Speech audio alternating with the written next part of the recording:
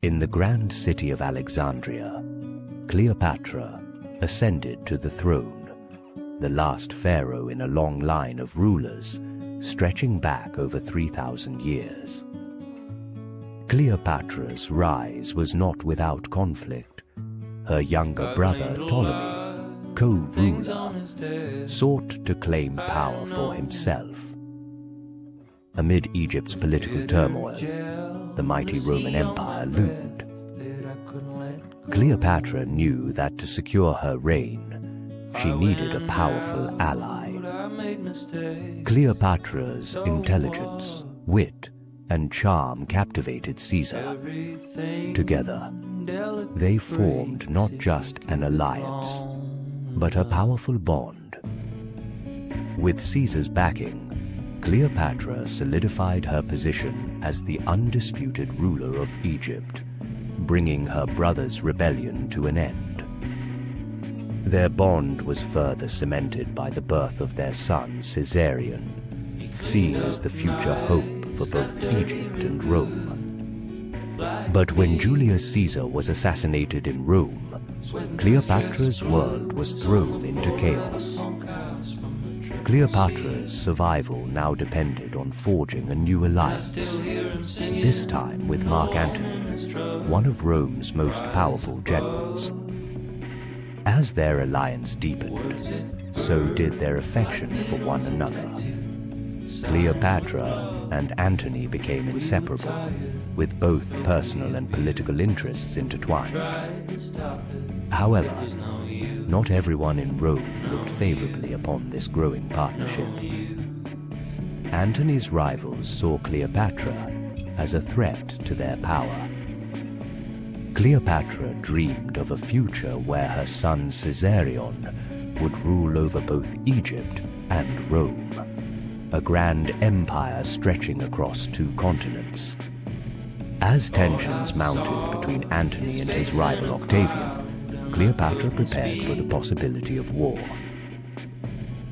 She knew the future of Egypt was on the line. The decisive moment came at the Battle of Actium, where Antony and Cleopatra's fleet faced Octavian's forces in a clash that would determine the fate of Egypt.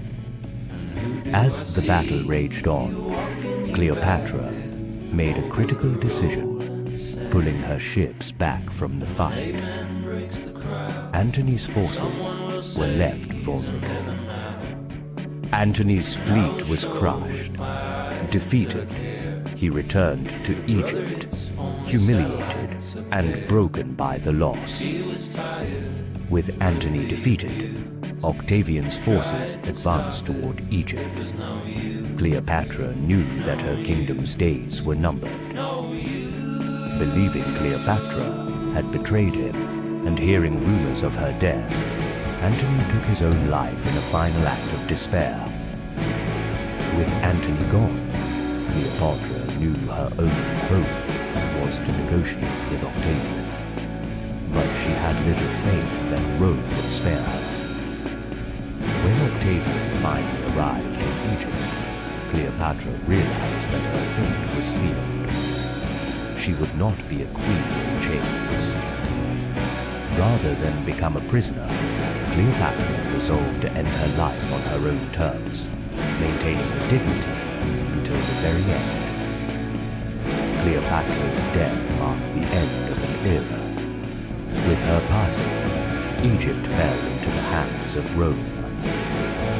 Octavian declared victory, and Egypt was absorbed into the Roman Empire, the once great civilization now under foreign rule. Yet even in death, Cleopatra's legacy endured. She was remembered not just as a ruler, but as a symbol of strength, intelligence, and defiance. Cleopatra's story has inspired countless tales of power, love, and tragedy. Her life, though marked by defeat, remains one of history's most fascinating. Cleopatra's final stand reminds us that even in the face of impossible odds, a leader's legacy can transcend defeat echoing through time as a beacon of strength and courage.